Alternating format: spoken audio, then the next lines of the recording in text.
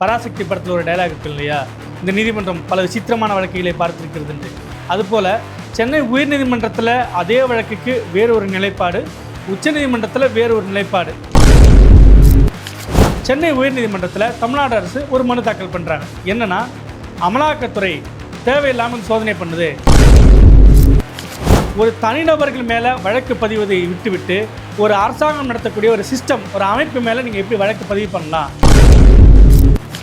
டாஸ்மாக் விவகாரத்தில் சென்னை உயர்நீதிமன்றத்தில் தமிழ்நாடு அரசு முன்னெடுக்கக்கூடிய அத்தனை வழக்குகளுக்கும் அரசுக்கு எதிராகவே பாதகமாகவே தீர்ப்பு வருது.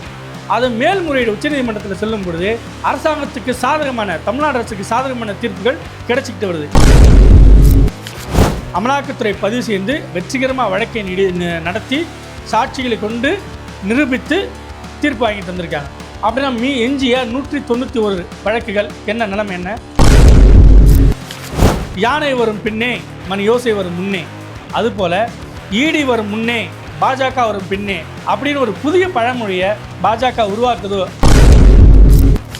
ஒருவேளை குற்றச்செயல்கள் நடந்திருக்குன்னா இங்கே கிட்ட இருக்கிற வானளாவிய அதிகாரம், அந்த அதிகாரத்தை பயன்படுத்தி எதிரிகள் எந்த நாட்டில் இருந்தாலும் நீங்கள் தேடி கண்டுபிடிக்கலாமே. நீங்கள் வந்துட்டு லண்டனுக்கு தப்பிச்சு போயிட்டாரு, துபாய்க்கு தப்பிச்சு போயிட்டாருன்னு நீங்கள் ரத்தீஷையும் ஆகாஷ் பாஸ்கர்னு சொல்கிறீங்க.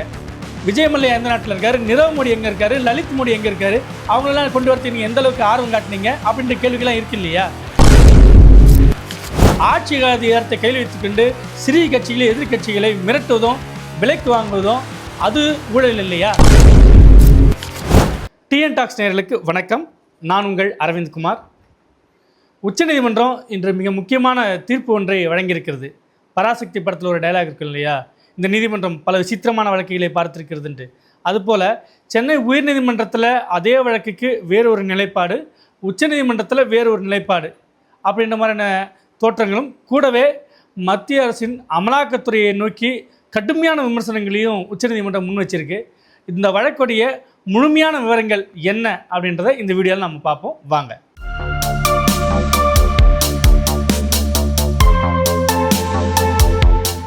முதல்ல உச்சநீதிமன்றம் என்ன சொல்லுச்சு அப்படின்றதுக்கு முன்னாடி இந்த வழக்கு எங்கே ஆரம்பிச்சது, எப்படி ஆரம்பிச்சது அப்படின்றத நம்ம பார்க்கலாம். கடந்த மார்ச் மாதம் 6ஆம் தேதி சென்னை எழும்பூரில் இருக்கக்கூடிய டாஸ்மாக் தலைமை அலுவலகத்துக்குள்ளே அமலாக்கத்துறை அதிகாரிகள் சோதனை நடத்துகிறாங்க. 2 நாட்கள் சோதனை நடத்துகிறாங்க. ஏராளமான ஆவணங்களை அவங்க கைப்பற்றுறாங்க. அவங்க வெளியிட்ட செய்திக்குறிப்பில் கிட்டத்தட்ட 1000 கோடி ரூபாய் அளவுக்கு முறைகேடு நடந்திருக்கு. அதாவது மதுபானங்களுக்கு கூடுதலாக விலை வைத்து விற்பது, அப்புறம் பார் டெண்டர் உரிமங்களை கொடுப்பது, அதேபோல் பணியிட மாற்றங்கள், குறிப்பிட்ட மதுபான ஆலைகள்லேருந்து குறிப்பிட்ட மது வகைகளை வந்துட்டு தொடர்ச்சியாக கொள்முதல் செய்வது, இப்படி பல்வேறு விவகாரங்களில் ஒரு 1000 கோடி ரூபாய் அளவுக்கு முறைகேடு நடந்திருக்கு அப்படின்னு ஒரு குற்றச்சாட்டை முன்வைக்கிறாங்க. அதற்கு பிறகு டாஸ்மாகுடைய துணை பொது மேலாளர்கள் சங்கீதா, ஜோதி சங்கர், இவங்க 2 பேர்த்தையும் ஒரு 7 முறை விசாரணை பண்ணுறாங்க. இந்த விசாரணையில் கிடைத்த தகவலின் அடிப்படையில் மீண்டும் நடப்பு மாதம் மே மாதம் 16ஆம் தேதி டாஸ்மாக் மேலாண் இயக்குனர் விசாகனுடைய மணப்பாக்கத்தில் அவருடைய வீட்டில் சோதனை பண்ணுறாங்க. 2 நாட்கள் சோதனை பண்ணுறாங்க. அப்போ அவருடைய செல்ஃபோன்லேருந்து பல்வேறு லேப்டாப்லாம் அவங்க சீஸ் பண்ணுறாங்க. கூடவே மார்ச் மாதம் நடந்த சோதனையின் போது கூட அப்போது இருந்த அரசாங்கத்துக்கு இருந்த லேப்டாப்பு, பென்ட்ரைவ்லாம் கூட அவங்க எடுத்துருக்கிறாங்க, ஹார்ட் டிஸ்க்லாம் கூட எடுத்துருக்கிறாங்க. இதெல்லாம் நடந்து முடிஞ்சிருக்கு. இந்த சோதனை நீட்சியாக ரத்தீஷ் என்பவர், ஆகாஷ் பாஸ்கரன், இப்படி பல்வேறு அந்த விசாரணை வட்டம் விரிவடைஞ்சிட்டு போயிட்டே வந்தது. இது ஒரு பக்கம் அமலாக்கத்துறையுடைய சோதனை, குற்றச்சாட்டு, அதனுடைய முடிவுகள் நோக்கி இப்படி போயிட்டே இருக்குது. இதனிடையே சென்னை உயர்நீதிமன்றத்தில் தமிழ்நாடு அரசு ஒரு மனு தாக்கல் பண்ணுறாங்க. என்னென்னா, அமலாக்கத்துறை தேவையில்லாமல் சோதனை பண்ணுது. ஏற்கனவே 2014 2021 வரையான காலகட்டத்தில் கிட்டத்தட்ட 41 புகார்கள் லஞ்ச ஒழிப்புத்துறையால் பதிவு செய்யப்பட்டிருக்கு. அந்த வழக்கை நாங்கள் நடத்திக்கிட்டு தானே வரோம், அப்புறம் எதுக்கு தேவையில்லாமல் இடி உள்ளே சோதனை பண்ணுறாங்க அப்படின்ற மாதிரி கேள்வியை முன்னெடுப்புறாங்க. இந்த வழக்கு நீதிபதிகள் SM சுப்பிரமணியம், K ராஜசேகர், இவங்க 2 பேர் முன்னாடி வருது. அவங்க நோ இதெல்லாம் முடியாது, இது வந்து நாங்கள் தள்ளுபடி பண்ணுறோம், இதில் 1000 கோடி ரூபாய் முறைகேடுன்றது ஒரு பெரிய தொகையாக இருக்குது, மாநில அரசே டாஸ்மாகை நடத்துறதுனால அந்த விசாரணை எந்த அளவுக்கு வெளிப்படையாக இருக்கும் அதனால் தெரியல, அதனால் இந்த வழக்கை நாங்கள் தள்ளுபடி பண்ணுறோம் அப்படின்ற மாதிரி சொல்லிட்டாங்க. இந்த நீதிபதிகளை தள்ளுபடி அடுத்து உச்சநீதிமன்றத்தில் மேல்முறையீடு செய்கிறாங்க தமிழ்நாடு அரசு. அந்த மனு உச்சநீதிமன்ற தலைமை நீதிபதி BR கவாய், அப்புறம் BC மாஷே, இந்த 2 பேர் அடங்கிய அமர்வு முன்னாடி விசாரணைக்கு வருது. மனுதாரர்கள் சார்பாக மூத்த வழக்கறிஞர் கபில் சிபலும், முகுல் ரோத்தகியும் ஆஜராகிறாங்க. மத்திய அரசு சார்பாக கூடுதல் சொலிசிட்டர் ஜெனரல் ராஜு அப்பியர் ஆகிறார். இவங்க தங்களுடைய வாதங்களை முன்வைக்கிறாங்க. அப்போது நேரடியாக உச்சநீதிமன்ற தலைமை நீதிபதி கவாய் குறுக்கிட்டு என்ன கேட்குறாரு அப்படின்னா, அமலாக்கத்துறை எந்த அடிப்படையில் ஒரு தனிநபர்கள் மேலே வழக்கு பதிவதை விட்டுவிட்டு ஒரு அரசாங்கம் நடத்தக்கூடிய ஒரு சிஸ்டம், ஒரு அமைப்பு மேலே நீங்கள் எப்படி வழக்கு பதிவு பண்ணலாம்? நீங்கள் கூட்டாட்சி தத்துவத்தை மீறுறீங்க, உங்களுடைய எல்லா வரம்புகளையும் நீங்கள் மீறுறீங்க, வயலேட்ஸ் அப்படின்ற ஒரு வார்த்தையை பயன்படுறாரு. ஃபெடரலிசம் ஸ்ட்ரக்சரை நீங்கள் உடைக்கிறீங்க அப்படின்ற சொற்களை பயன்படுத்துகிறார். இந்த வழக்கின் போது கபில் சிபல் என்ன வாதத்தை முன் வச்சார்னா, ஏற்கனவே சென்னை உயர்நீதிமன்றத்தில் வைக்கப்பட்ட அதே வாதங்கள் தான். 41 வழக்குகள் பதிவு செய்யப்பட்டிருக்கு, விசாரணை நடந்துகிட்டு வருது, தனிநபர்கள் மேலே அவர்கள் மேலே குற்றம் நிரூபிக்கப்பட்டால் நடவடிக்கை எடுக்கப்படும். இந்த சூழ்நிலை எப்படி அப்படின்னு கேள்வி கேட்கும்போது அப்போது குறிக்கிறாரு உச்சநீதிமன்ற தலைமை நீதிபதி கவாய். 2021 4 வருஷமாக திமுக அரசு, தமிழ்நாடு அரசு வழக்கை நடத்திட்டு வருது. 2025 நீங்கள் இப்போ குறுக்கிட்டு உடனே நீங்கள் எப்படி மாதிரிலாம் பண்ணலாம் அப்படின்னு கேள்வி கேட்குறாங்க. கூடவே தனிநபர்களுடைய செல்ஃபோனை, அவங்களோட வாட்ஸ்அப் சேட்டை நீங்கள் எப்படி க்ளோன் பண்ணலாம், எப்படி டேப் பண்ணலாம், அவங்களுடைய ப்ரைவசியில் இஷ்யூஸ் ஆஃப் ப்ரைவசி அப்படின்ற வார்த்தையை பயன்படுத்துகிறார்.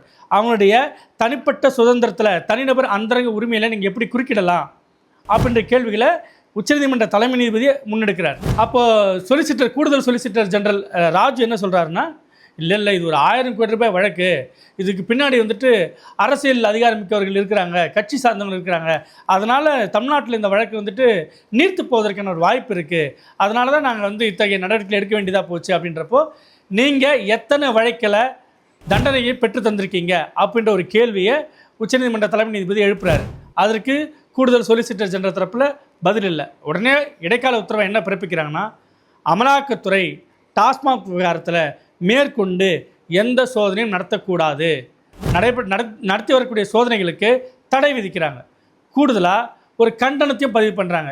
நீங்கள் வரம்பு மீறீங்க, கூட்டாட்சி தத்துவத்திற்கு எதிராக செயல்படுறீங்க அப்படின்ற மாதிரியான ஒரு முக்கியத்துவம் வாய்ந்த ஒரு தீர்ப்பு. தமிழ்நாடு அரசு எப்போதெல்லாம் சென்னை உயர்நீதிமன்றத்தால் புறக்கணிக்கப்பட்டு உச்சநீதிமன்றத்தை நாடுகிறதோ அப்போதெல்லாம் தமிழ்நாடு அரசுக்கு சாதகமாகவே தீர்ப்புகள் வந்துக்கிட்டு தான் இருக்குது. நம்ம ஆளுநர் மசோதா ஒப்புதல் விவகாரத்திலையும் பார்க்கலாம், இப்போது இந்த டாஸ்மாக் விவகாரத்திலையும் பார்க்கலாம். இது ஒரு புறம் இருக்கட்டும். இதுக்கு நடுவில் இதே டாஸ்மாக் வழக்கில் பாளையங்கோட்டை சேர்ந்த ஒரு வழக்கறிஞர் வெங்கடாச்சலபதின்றவர் ஒரு பொதுநல மனுக்கு சென்னை நீதிமன்றத்தில் தாக்கல் பண்ணுறார். அந்த வழக்கு நீதிபதிகள் சுவாமிநாதன், லட்சுமிநாராயண் இந்த அமர்வுக்கு முன்னாடி விசாரணைக்கு வருது. அவங்க என்ன சொல்கிறாங்கன்னா, தமிழ்நாடு அரசு இந்த விசாரணைக்கு தடையாக இருக்கக்கூடும், அதனால இது சிபிஐக்கு மாற்றணுன்றது மனுதாரருடைய ஒரு கோரிக்கையாக இருக்குது. அப்போ நீதிபதிகள் என்ன சொல்கிறாங்கன்னா, இந்த 41 வழக்குகளையும் முழுமையான விசாரணை முடியும் வரை நீங்கள் வழக்கை மூட மாட்டேன்னு நீங்கள் உத்தரவாதம் தர முடியுமா அப்படின்னு அரசு தரப்பை நோக்கி கேள்வி எழுப்புறாங்க.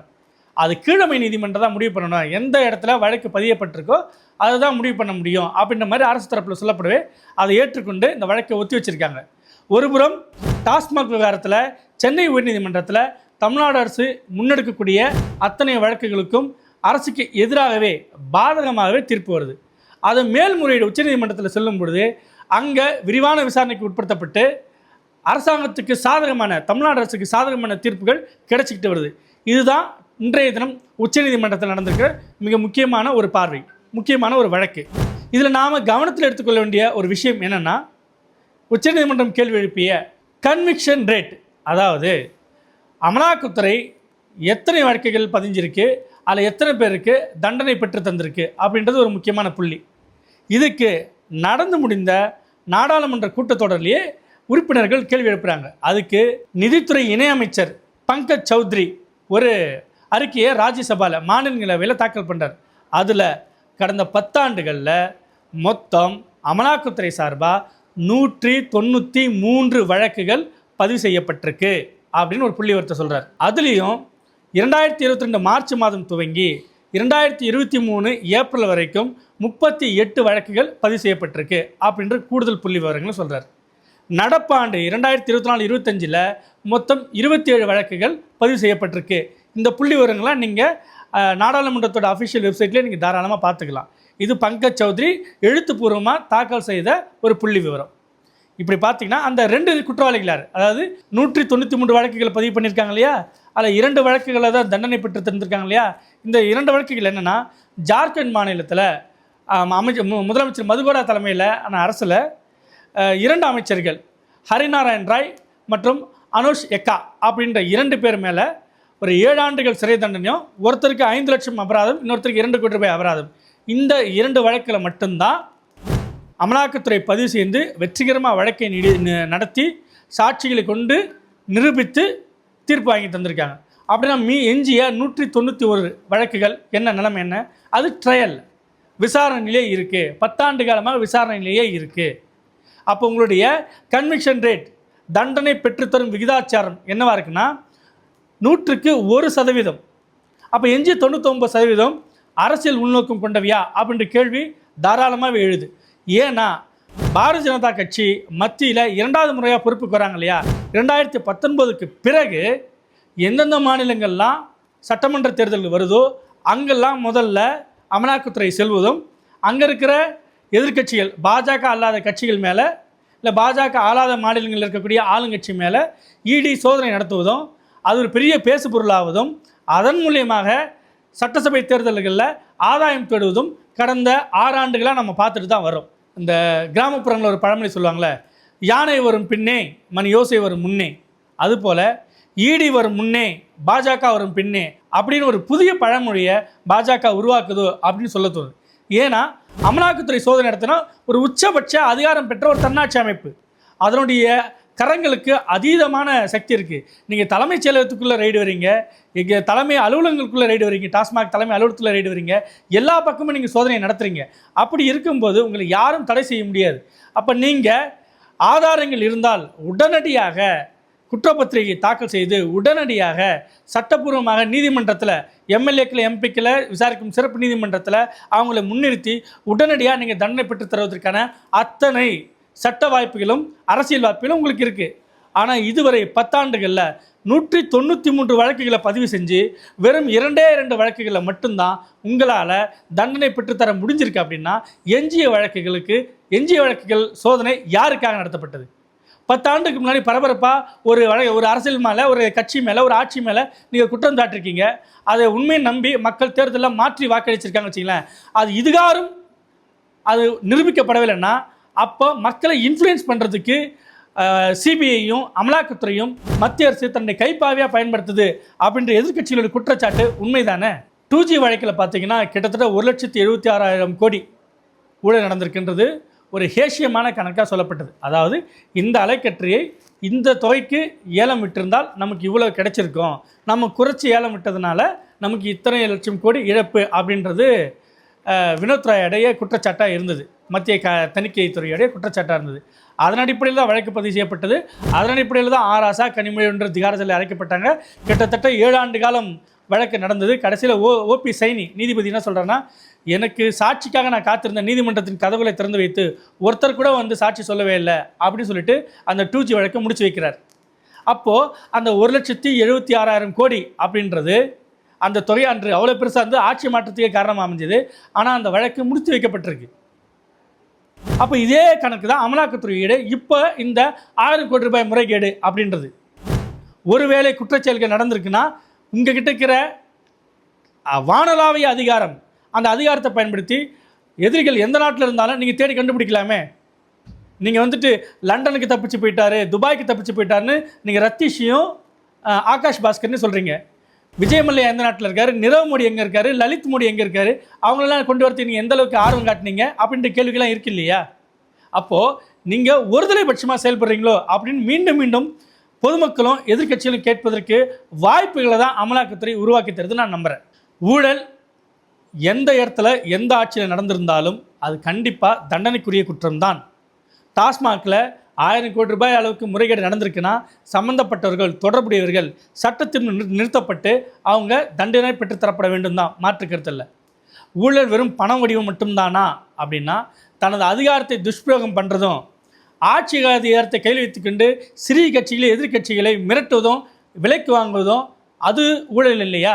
பொதுவான சிந்தனைனா ஊழல்னா கட்டுக்கட்டாக பணத்தை பதுக்கி வைக்கிறதா மட்டும் இல்லை, மக்கள் மன்றத்தில் ஒரு மாய தோற்றத்தை உருவாக்கி அதன் மூலிமா தனக்கு சாதகமான தீர்ப்புகளை எழுதி வாங்கிக்கிறதும் கூட ஒரு வகையில் இன்னும் சொல்லப்போனால் பணத்தை காட்டிலும் மிகப்பெரிய ஊழல் அதுதான். உச்சநீதிமன்றம் குறிப்பிட்டது போல் அமலாக்கத்துறை தன்னுடைய வரம்புகளை மீறுகிறதா அப்படின்னு சீர்தூக்கி பார்க்கணும்.